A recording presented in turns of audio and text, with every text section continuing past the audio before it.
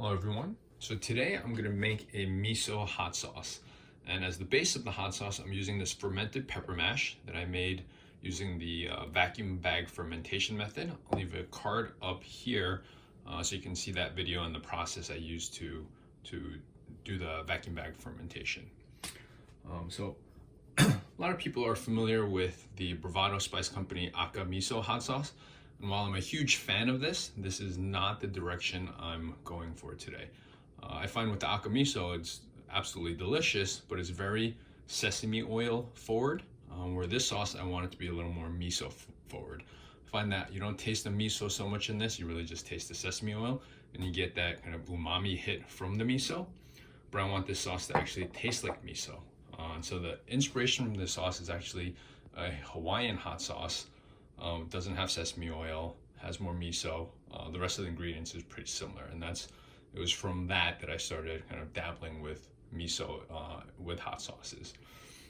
So I'm gonna strain the sauce. I want it to be a thinner, smoother sauce rather than a chunky sauce. So I have my trusty food mill here. If you don't have a food mill, you can just use any kind of sieve with a rubber knife and you push it through. But if you plan on doing this a lot, I do recommend investing in the food mill. It makes life a lot easier there. So first, I measured my measuring cup, which is 842 grams, so I can figure out the percentage for the rest of the ingredients here. So to use the food mill, super simple. Just extend the feet. Here, this is the OXO or OXO, whatever they call it, food mill. Highly recommend it. I'll leave a link in the description below. So first, you just dump all this right in here. Let's do that for now. And then with the sieve, you're just going to be doing it little by little, pushing it through with a rubber knife with the food mill. This is all you do.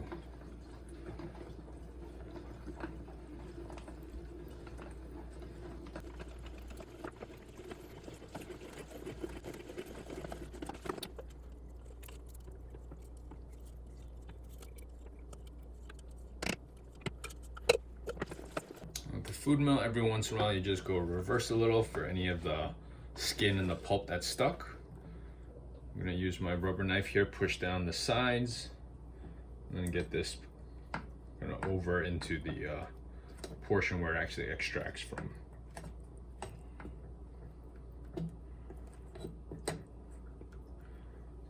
As you can see, very little effort to get this done.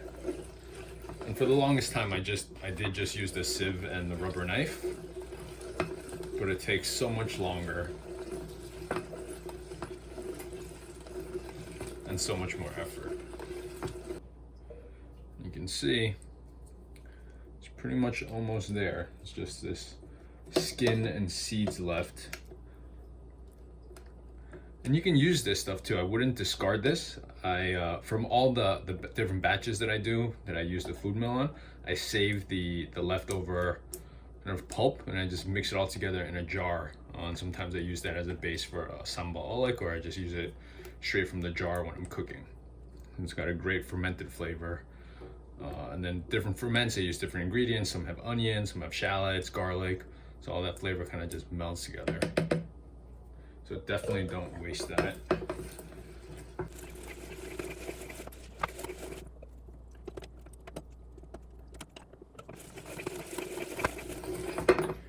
All right, and that's that. So you can see this leftover pulp is fairly dry, extracted most of the liquid.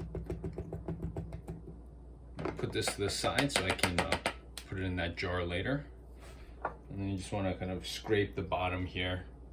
Get all the stuff that's hanging off the bottom into the measuring cup. Making a bit of a mess here. So this is a blend of red Savina and Carolina Reaper. So while it's not going to be insanely hot, it is going to be pretty spicy. So good amount of liquid here that I've extracted is about 8 ounces or so. And just wipe that off.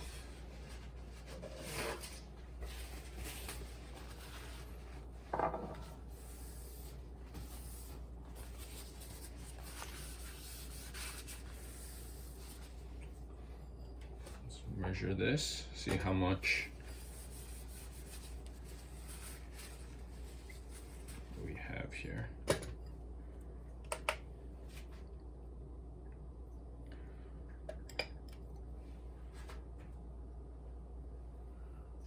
So that's 1,125 grams. I'm going to subtract the weight of the measuring cup. So 1125 minus 842. So it's 283 grams of the liquid.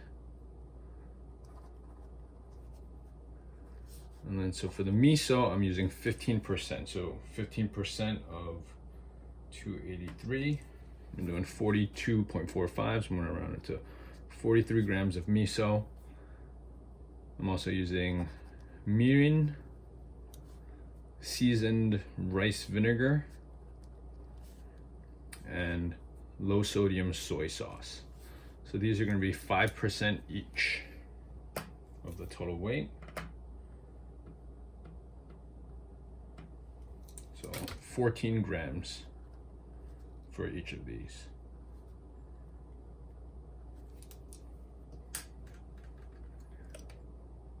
So I'm going to add the liquid ingredients first.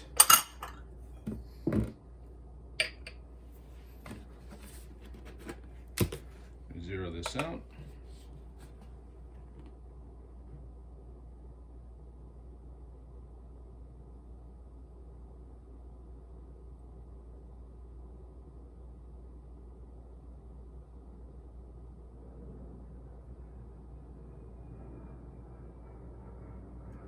Just got 13 there, it's close enough. This is the Kikkoman Aji Mirin.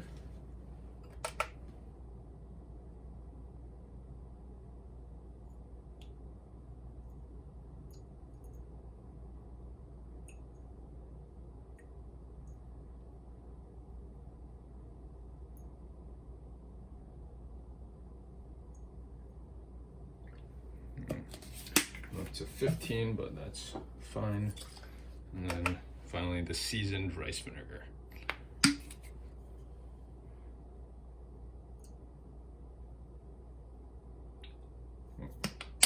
Put it a little over there, but 3 grams, no big deal. Dump all this in. Now for the miso, 43 grams.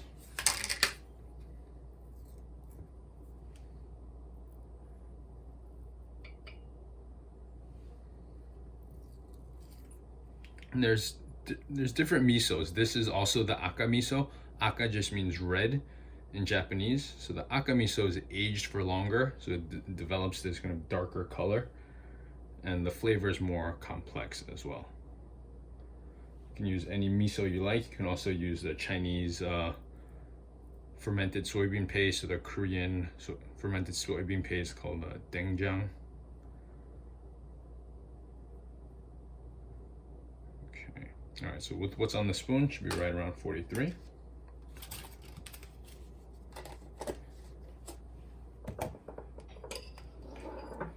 And I'm gonna keep this sauce raw. So I'm not introducing any significant amount of additional sugar. So the fermentation will continue slightly, but I'm going to keep the sauce refrigerated. So it'll be a very slow fermentation, and there's not a lot more sugar for it to ferment. So it'll be pretty stable there. You can of course cook the sauce if you'd like, but for fermented sauces, if I'm not adding any additional fruits or anything that has a lot of sugar in it, I do like to keep it raw, so the probiotics are still alive.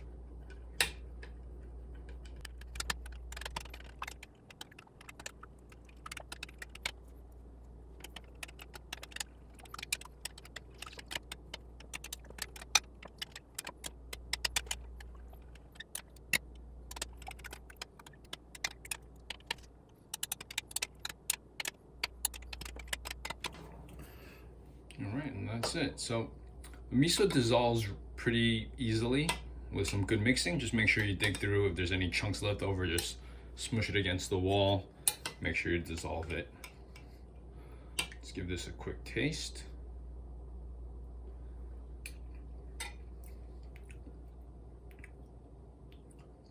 Yeah, that's it. That's perfect. First thing that hits you is the sweetness from the mirin, the rice vinegar, and the peppers. And then you get just that like nice umami blast. Definitely taste the miso. You taste the complexity of the Aka Miso. Really enjoy this as is.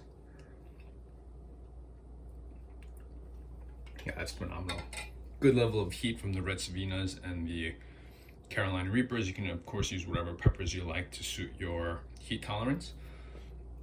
Next, I'm just gonna measure the pH, make sure it's below 4.0 so that it's shelf stable, and then bottle it up. All right, so we're making hot sauces at home. You do want to make sure the pH is below, at a bare minimum, 4.6. Recommended for home use is 4.0, just to make sure it is shelf stable. 4.2.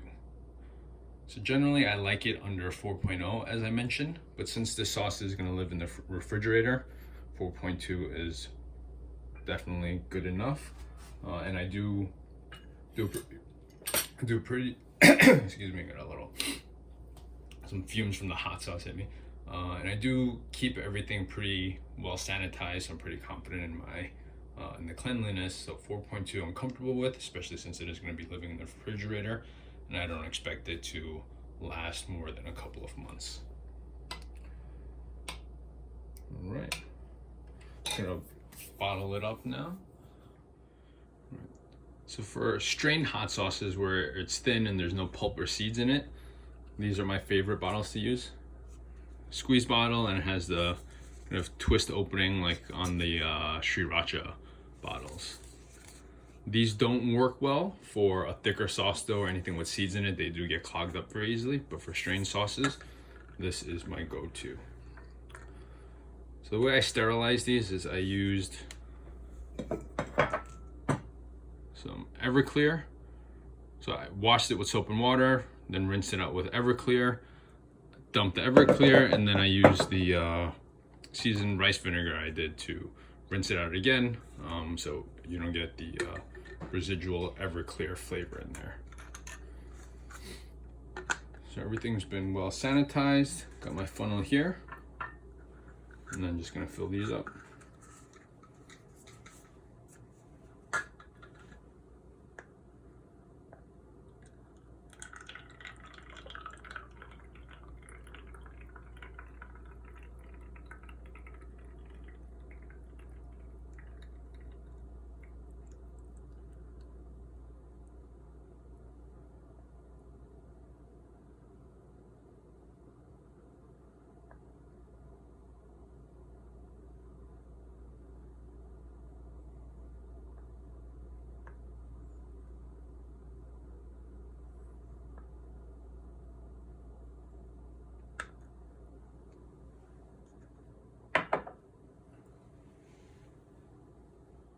And there you have it, simple as that, homemade Aka Miso hot sauce. Now if you're going for this flavor profile, if this is what you like and you want something close to this flavor profile, you can go ahead and do the exact same ingredients I use here, but add about 5% of toasted sesame oil as well, and it'll be a very similar flavor profile to this. They do have togarashi in this. I've tried it with and without togarashi, and honestly, you can skip it. You barely taste it at all because of the strength of the flavors of everything else. If you're gonna try this too, I do suggest you try it without the sesame oil first. See if you like that. It's a much heavier miso flavor. And if you still prefer the way this tastes, go ahead and add the sesame oil, and that's pretty much the only difference. If you have any questions on the process, please feel free to drop it in the comments below. And if you do try this out, I'd love to hear how it came out for you. Thanks for watching. Have a good night.